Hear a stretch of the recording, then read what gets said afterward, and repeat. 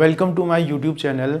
जो प्रवक्ता भौतिक विज्ञान और सहायक अध्यापक एलटी के लिए जो संभावित जो एक्सपेक्टेड क्वेश्चन की जो सीरीज है, आज उसका 4th पार्ट है। ठीक, तो आज हम उन एक्सपेक्टेड क्वेश्चन को स्टार्ट करते हैं। तो जो आज का फर्स्ट क्वेश्चन है वो सर्किट एनालिसिस से है। ठीक है, बहुत इंपॉर्टेंट क्वेश्चन है और रिपीट भी होता है बहुत। The circuit in the current in the circuit, हमसे क्या पूछ रहा है? The current in the circuit बोल रहा है। देखो एक हमको इस तरीके से सर्किट दिया है, इसमें 2 डायोड हैं, इसमें 2 डायोड लगे हुए हैं और ये रेजिस्टेंस 20 ओम और 30 ओम 20 ओम और ये 5 वोल्ट की क्या है, ये 5 वोल्ट की बैटरी लगी हुई है। तो हमसे इसमें करंट पूछ रहा है। ठीक है, तो जैसा कि देखो ये जो डायोड है, ये डायोड मीन्स ये पीएन जंक्शन है, ये एक पीएन जंक्शन को रिप्रेजेंट कर रहा है। तो इसमें 2 पीएन जंक्शन लगे हैं। ठीक, तो मैंने ये बताया था कि जब पीएन जंक्शन फॉरवर्ड बायस में होता है वो तभी वर्क करता है। ठीक है, फॉरवर्ड बायस का मतलब क्या होगा? फॉरवर्ड बायस का मतलब क्या होगा? जो P होगा वो P बैटरी के पॉजिटिव से कनेक्ट होना चाहिए और N बैटरी के निगेटिव से कनेक्ट होना चाहिए, तो तभी हम उसे फॉरवर्ड बायस कहेंगे। ठीक है, तो देखते हैं। अब इसमें देखो, ध्यान से देखो, जो डायोड D1 है, ये डायोड D1 का ये जो P पोर्शन है निगेटिव से कनेक्ट है और पॉजिटिव कनेक्ट। ठीक है, P वाला पोर्शन क्या है, निगेटिव से कनेक्ट है और N वाला पोर्शन पॉजिटिव से कनेक्ट है। इसका मतलब जो ये डायोड D1 है ये रिवर्स बायस में आ गया। किस में आ गया? रिवर्स बायस में आ गया। अगर डायोड D1 क्या होता है, अगर जब डायोड रिवर्स बायस में होता है तो वो क्या करता है, उसमें से कोई करंट फ्लो नहीं होती है। ठीक है, तो जो ये सर्किट है, इस यहाँ से करंट फ्लो होगी, यहाँ से करंट फ्लो होगी, बस इस सर्किट में कोई करंट ही नहीं जाएगी। क्यों नहीं जाएगी? बिकॉज ये जो डायोड D1 है और रिवर्स बायस में। ठीक है, तो इस सर्किट में कोई करंट नहीं जाएगी, तो हम इसे रिमूव आउट कर सकते हैं। तो अब देखो, यहाँ से ये करंट जा रही है, इस तरीके से ये करंट का पाथ होगा। ठीक, अब हम इसमें क्या लगाते हैं? किरचॉफ वोल्टेज रूल लगाते हैं। किरचॉफ वोल्टेज रूल लगाते हैं। तो देखो, मैं यहाँ पर से चलना शुरू करा, यहाँ पर से मैंने चलना शुरू करा जब डायोड फॉरवर्ड बायस में होता है। देखो, क्योंकि इसका फॉरवर्ड बायस क्यों कह रहा हूँ, क्योंकि इसका P बैटरी के पॉजिटिव से कनेक्ट है, N बैटरी के निगेटिव से कनेक्ट है, तो हम इस डायोड को एज अ वायर ही कंसीडर करते हैं। ठीक, तो इससे क्या हो रहा होगा, इससे करंट ऐसे फ्लो हो रही होगी। देखो, एक वायर ही हो गई है, तो एक करंट ऐसे फ्लो हो रहा होगा दिस्तो। अब होगा क्या, जब हम करंट की डायरेक्शन में चलते हैं तो पोटेंशियल डिक्रीज होता है, तो मैं I इंटू आर का प्रोडक्ट क्या लूंगा, -30 इंटू आई। ठीक है, फिर यहां पहुंच गए। अब देखो, मैं छोटे से बड़ा आ रहा है, जब मैं छोटे से बड़ा टर्मिनल में जाऊंगा तो पोटेंशियल का क्या होता है, इंक्रीज होता है, तो ये +5 लिख दूंगा। सिमिलरली करंट की डायरेक्शन में चलने पर पोटेंशियल का लॉस होता है, इसलिए माइनस आ जाएगा और इक्वल टू 0 रख देंगे। ये किरचॉफ का जो लॉ होता है ये क्या कहता है, डेल्टा V इक्वल टू 0। ये है डेल्टा V इक्वल टू 0 होता है। ठीक है, तो ये साइन कन्वेंशन है। तो जब हम देखो, ये आ जाएगा -50 इक्वल टू -i, तो यहाँ से जब हम i की वैल्यू निकालेंगे तो जो i की वैल्यू निकालेंगे वो 5/50 आ जाएगा या 1/10 आ जाएगा। ठीक है, तो i की वैल्यू क्या हो सकती है, 1/10 भी हो सकती है। ठीक, तो देखते हैं ऑप्शन में किस तरह, 1/10 तो दिया नहीं है, तो जो ऑप्शन में जो करेक्ट आंसर है वो 5/50 दिया है। ठीक है, ऑप्शन में जो करेक्ट आंसर है कौन सा है, 5/50 होगा। तो इसका मतलब क्या होगा, ऑप्शन 2 इज करेक्ट आंसर होगा। बहुत ज़्यादा इंपॉर्टेंट क्वेश्चन है। नाउ क्वेश्चन नंबर 2 की ओर मूव करते हैं। स्ट्रेट फॉरवर्ड क्वेश्चन है, सब इंपॉर्टेंट है। ये क्या है, एट एब्सोल्यूट टेम्परेचर। ठीक है, at absolute temperature a silicon means silicon या semiconductor. At absolute temperature a semiconductor, कभी कभी एग्जाम में इनके एग्जाम्पल भी आ जाते हैं।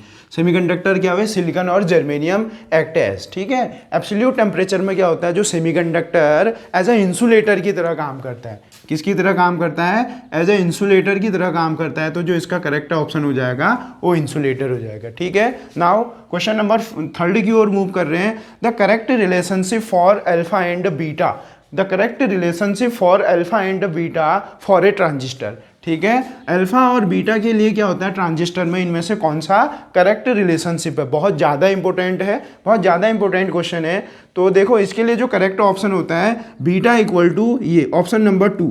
ऑप्शन नंबर 2 क्या होगा, इसका करेक्ट आंसर होगा ये बीटा इक्वल टू क्या होगा, α/1 - अल्फा। क्लियर हो चुका है। नाउ मूव करते हैं, क्वेश्चन नंबर 4 की ओर मूव कर रहे हैं कि जो zener diode is act as. ठीक, तो जेनर डायोड किसकी तरह काम करता है, जेनर डायोड को हम एज अ रेगुलेटर की तरह यूज कर सकते हैं। किसकी तरह यूज कर सकते हैं, एज अ रेगुलेटर की तरह यूज कर सकते हैं।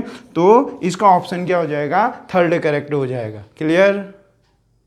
नाउ क्वेश्चन नंबर 5 की ओर मूव कर रहे हैं। Very important question, diode is used as, ठीक, डायोड को हम डायोड को हम रेक्टिफिकेशन के लिए यूज करते हैं। डायोड को किसके लिए यूज करते हैं? डायोड एज अ रेक्टिफायर के लिए यूज करते हैं। तो जो इसका करेक्ट ऑप्शन क्या होगा? इसका जो करेक्ट ऑप्शन होगा वो ऑप्शन नंबर 3 हो जाएगा। डायोड का हम एज अ रेक्टिफायर की तरह यूज करते हैं। क्लियर हो गया। नेक्स्ट क्वेश्चन नंबर 6 क्या कह रहा है कि देखो ऑसिलेटर क्या होता है। ऑसिलेटर क्या होता है? देखो ऑसिलेटर क्या करता है। अब देखो इसमें जो रेक्टिफायर होता है, ठीक है, रेक्टिफायर में कमेंट करके मुझको ये बताएंगे कि जो रेक्टिफायर है किस वोल्टेज को किस वोल्टेज में कन्वर्ट करता है, ठीक है। तो रेक्टिफायर किसको किस में कन्वर्ट करता है, क्लियर, ये कमेंट बॉक्स में आप बताएंगे। तो आप देखो नेक्स्ट जो क्वेश्चन है कि जो ऑसिलेटर का क्या काम होता है। ऑसिलेटर कन्वर्ट्स, ऑसिलेटर क्या करता है, ये डीसी, जो डीसी पावर होता है, डीसी पावर को एक एसी पावर में कन्वर्ट करता है, ठीक है। जो ऑसिलेटर का काम होता है वो डीसी को किस में कन्वर्ट करता है? एसी में कन्वर्ट करता है, ठीक। हमको ऑसिलेटर का यूज़ क्यों करते हैं हम? ताकि हमको आउटपुट में क्या मिले? आउटपुट में मुझको एक कांस्टेंट फ्रीक्वेंसी की वेव मिले, क्लियर। तो इसलिए जो ऑसिलेटर का जो वर्क होगा वो डीसी को किस में कन्वर्ट करना होगा? एसी में कन्वर्ट करना होगा, clear. Now question number 7, question number 7 की वो मूव कर रहे हैं कि एन टाइप सेमीकंडक्टर, ठीक है। एन टाइप सेमीकंडक्टर क्या होता है? पॉजिटिवली चार्ज होता है, निगेटिवली चार्ज होता है, न्यूट्रल होता है, या पॉजिटिव और negative depending upon the doping material होता है, ठीक है। तो जो इसका करेक्ट आंसर है जो एन टाइप, अगर मैं एन टाइप सेमीकंडक्टर की ओवरऑल बात करूंगा तो जितना उसमें क्या होगा, जितने उसमें इलेक्ट्रॉन होंगे उतने ही क्या होते हैं, उतना ही रेशियो किसका होता है? होल्स का होता है। अगर मैं टोटल चार्ज की बात करूंगा तो वो न्यूट्रल होगा, ठीक है। टोटल चार्ज क्या होगा? एन टाइप का क्या होगा? न्यूट्रल होगा, क्लियर। तो बहुत सारे बच्चे क्या करते हैं, इसमें निगेटिवली चार्ज लगा के आ जाते हैं, ठीक है। एन फॉर नेगेटिव नहीं, टोटल चार्ज की बात करूंगा तो न्यूट्रल आएगा, क्लियर हो गया, क्लियर। तो सिमिलरली इसी तरीके से एक और क्वेश्चन आता है कि पी टाइप सेमीकंडक्टर इज, ठीक है। कमेंट बॉक्स ओपन है, उसमें आप बताएंगे कि जो एन टाइप सेमीकंडक्टर होता है, एन टाइप के लिए क्या होगा, कौन सा ऑप्शन इनमें से सही होगा, क्लियर। तो देखो नेक्स्ट क्वेश्चन की ओर मूव कर रहे हैं। क्वेश्चन नंबर 8, क्वेश्चन नंबर 8 क्या कह रहा है? Maximum efficiency of half wave rectifier, ठीक है। Maximum efficiency of half wave rectifier की जो मैक्सिमम एफिशिएंसी होती है, आउटपुट टू इनपुट का जो रेशियो होता है वो कितना आता है जब हम उसको सॉल्व करते हैं। तो जो सॉल्व करने पर बहुत इंपॉर्टेंट क्वेश्चन है कि जो इसका जो करेक्ट ऑप्शन होगा यहाँ पर, जो हाफ वेव रेक्टिफायर के लिए जो मैक्सिमम एफिशिएंसी आती है वो कितनी आती है? 40.6% क्या आती है? रेक्टिफायर की मैंने एफिशिएंसी बताई 40.6% होती है, ठीक है। अगर ये क्वेश्चन आ जाता है कि the maximum efficiency of full wave rectifier, तो वो कितनी होगी, ठीक है। उसके लिए इन 4 ऑप्शन में से कौन सा ऑप्शन सही होगा फॉर फुल वेव रेक्टिफायर, इसको भी आप कमेंट बॉक्स में क्या करेंगे? आंसर देंगे, क्लियर है। नाउ क्वेश्चन नंबर 9 की ओर मूव कर रहे हैं, ठीक है। तो क्वेश्चन नंबर क्या है? 9 बहुत इंपॉर्टेंट क्वेश्चन है, एग्जाम में आया हुआ क्वेश्चन है। और व्हीन्स ब्रिज ऑसिलेटर, ठीक है। ऑसिलेटर हमारे पास क्या होते हैं? बहुत सारे ऑसिलेटर होते हैं। कॉलपिट्स ऑसिलेटर होता है, हार्टले ऑसिलेटर होता है। उन्हीं में से एक ऑसिलेटर क्या है? व्हीन्स ऑसिलेटर को हम उसमें हम किस तरीके की फीडबैकिंग यूज़ करते हैं, ठीक है। तो जो हमेशा ध्यान रखेंगे, बहुत इंपॉर्टेंट क्वेश्चन है कि जो व्हीन्स ब्रिज ऑसिलेटर होता है उसमें हम पॉजिटिव फीडबैकिंग और नेगेटिव फीडबैकिंग दोनों फीडबैकिंग को यूज़ करते हैं। तो इसका जो करेक्ट आंसर हो जाएगा, वो करेक्ट आंसर क्या होगा कि जो व्हीन्स और ब्रिज ऑसिलेटर होगा उसमें हम positive as well as negative feedbacking दोनों को यूज़ करते हैं, क्लियर हो गया है। नाउ क्वेश्चन नंबर 10 की ओर मूव कर रहे हैं। बहुत इंपॉर्टेंट क्वेश्चन है, 10 तो बहुत ज़्यादा इंपॉर्टेंट क्वेश्चन है कि द फेज डिफरेंस, ठीक है, the phase difference between output and input voltage, the phase difference between output and input voltage of common emitter, C का मतलब कॉमन एमीटर एम्पलीफायर इज, ठीक हो गया। तो इसका जो करेक्ट आंसर होता है 0 और 180 में बहुत कंफ्यूज होता है। अगर हमसे कॉमन एमीटर पूछे तो इनपुट और आउटपुट के बीच में जो फेज डिफरेंस होता है वो हमेशा क्या होगा? 180 डिग्री होगा, ठीक है। तो इसमें एक और क्वेश्चन भी पूछता है। एक और क्वेश्चन क्या आता है कि the phase difference between output and input voltage of common base amplifier is, ठीक है। तो इस क्वेश्चन का आंसर क्या करेंगे? इनमें से कौन सा ऑप्शन होगा, ये भी आप कमेंट बॉक्स में क्या करेंगे? आंसर इसको करेंगे, ठीक है। बहुत इंपॉर्टेंट क्वेश्चन है, कभी कॉमन बेस कभी कॉमन एमीटर करके पूछा जाता है, ठीक। तो क्लियर। नाउ क्वेश्चन नंबर 11 की ओर मूव कर रहे हैं, जो कि बहुत इंपॉर्टेंट क्वेश्चन है, बहुत ज़्यादा इंपॉर्टेंट क्वेश्चन है कि अगर हमको बीटा दिया है, ठीक है, इफ बीटा क्या होता है, एसी करंट गेन होता है, AC current gain of transistor, ठीक। If beta for a transistor, beta हमको यहाँ कितना दिया है, 24 दिया है, तो हमसे कह रहा है कि ये बोल रहा है अल्फा निकाल, ठीक है। तो अल्फा भी क्या होता है, एसी करंट गेन ही होता है जब कॉमन बेस होता है, ठीक। और ये जो बीटा क्या होता है, ये भी एसी करंट गेन होता है बट जब कॉमन क्या होता है, एमीटर होता है, ठीक। तो इस क्वेश्चन को करने के लिए बहुत फेमस क्वेश्चन है, ठीक। इस क्वेश्चन को करने के लिए हमको ये फॉर्मूला पता होना चाहिए कि अल्फा और बीटा में क्या रिलेशन होता है। तो मैंने अभी डिस्कस किया था, एक एमसीक्यू भी था। तो अल्फा इक्वल टू क्या होना चाहिए, बीटा अपॉन 1 प्लस बीटा होता है, ठीक। तो ये बीटा हमको गिवन है 24 और 1 प्लस 24। तो अगर हम इसको सॉल्व करेंगे, सॉल्व करने पर जो इसका करेक्ट आंसर आ रहा है 0.96 आ रहा है। तो 0.96 से क्या है, ऑप्शन नंबर 2 में है। तो बहुत इंपॉर्टेंट क्वेश्चन है, ठीक, बहुत ज़्यादा इंपॉर्टेंट क्वेश्चन है। नाउ क्वेश्चन नंबर 12 की ओर मूव कर रहे हैं। क्वेश्चन नंबर 12 है इन एन एम्पलीफायर, ठीक है, निगेटिव फीडबैक इंक्रीजेस, ठीक है। मैंने बताया था कि एम्पलीफायर में हम क्या कर सकते हैं, दो तरीके की फीडबैकिंग करते हैं, एक पॉजिटिव फीडबैक करते हैं और एक निगेटिव फीडबैक करते हैं, ठीक। तो निगेटिव फीडबैक को हम ज़्यादा यूज़ करते हैं, उसके पीछे रीज़न क्या है, वही पूछ रहा है कि in an amplifier negative feedback increases, ठीक है।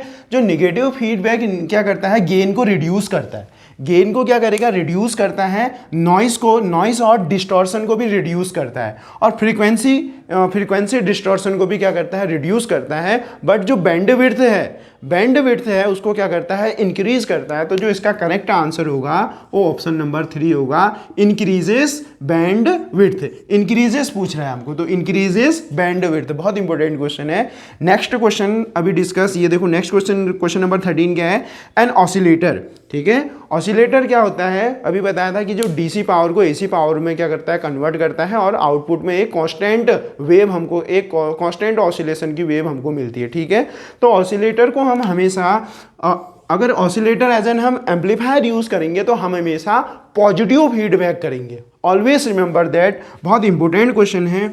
ऑसिलेटर के लिए क्या होगा, ऑसिलेटर को अगर एम्पलीफायर को एज एन ऑसिलेटर यूज करेंगे तो हमको हमेशा पॉजिटिव फीडबैक क्या करना पड़ेगा, प्रोवाइड करनी पड़ेगी। क्लियर।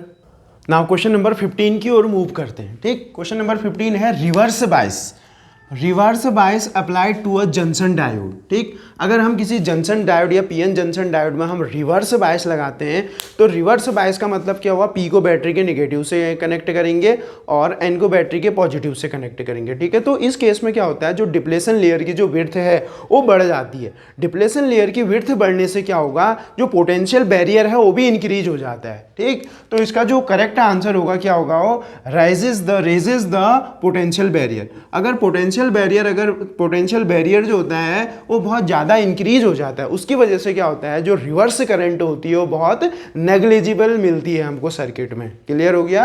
तो इसका जो करेक्ट ऑप्शन होगा वो raises the potential barrier. Potential barrier की वैल्यू विड्थ बहुत बढ़ जाएगी, जिसकी वजह से कोई करंट नहीं मिलेगी हमको सर्किट में। क्लियर है। Now moving on next question number 15 क्या बोल रहा है कि a small impurity is added to silicon to get P type semiconductor. ठीक हो गया। हमको सिलिकॉन में कौन सी इम्प्योरिटी डोप करनी है कि पी टाइप का जो सेमीकंडक्टर बन जाए। तो हमेशा ध्यान रखोगे अगर जो पी टाइप सेमीकंडक्टर बनाने के लिए हमको सिलिकॉन एटम में ट्राइवेलेंट इम्प्योरिटी डोप करनी पड़ती है। ठीक है। ट्राइवेलेंट मतलब जीमेंस एल्युमिनियम हो गया, बोरॉन हो गया, मतलब तीसरे ग्रुप की इम्प्योरिटी को हमको डोप करनी पड़ती है। तो जो इसका करेक्ट आंसर हो जाएगा वो करेक्ट आंसर क्या हो जाएगा, ऑप्शन नंबर 2 ट्राइवेलेंट हो जाएगा। ठीक। और कभी कभी एग्जाम में इसका एक दूसरा क्वेश्चन भी आता है कि the small impurity is added to silicon atom to get N type semiconductor. ठीक। तो एन टाइप सेमीकंडक्टर बनाने के लिए मुझे कौन सी इम्प्योरिटी इसमें डोप करनी पड़ेगी, और इसका आंसर भी आप कमेंट बॉक्स में कर सकते हैं। ठीक हो गया। तो जो आज हमने जो क्वेश्चन कवर करे, तो जो उसका जो रीज़न है, उसका रीज़न क्या है, इलेक्ट्रॉनिक्स से है। ठीक है, इलेक्ट्रॉनिक फिजिक्स से हमने ये क्वेश्चन को कवर करें। ये बहुत इंपॉर्टेंट क्वेश्चन है, बहुत इंपॉर्टेंट क्वेश्चन है, और इनकी जो एग्जाम में आने की जो प्रोबेबिलिटी है बहुत ज़्यादा होती है। ठीक है, तो आप इन क्वेश्चन को प्रैक्टिस करेंगे, और प्रैक्टिस के साथ साथ ये जो हमारे जो टारगेट लेके चल रहा हूँ मैं, ठीक है, जो क्वेश्चन सीरीज जो एक्सपेक्टेड और जो PYQ सीरीज लेके चल रहे हैं, इस सीरीज को आप क्या करेंगे, आगे बढ़ाने में क्या करेंगे, अपना योगदान देंगे। ठीक है, जितना ज़्यादा आप इसको शेयर करेंगे, जितना ज़्यादा अपने मित्रों तक पहुंचाएंगे, उससे क्या होगा, सिलेक्शन का जो रेट है वो बढ़ जाएगा। तो ठीक है, तो आज के लिए इतना ही, तो नेक्स्ट हम कल शुरू करेंगे। तो थैंक यू।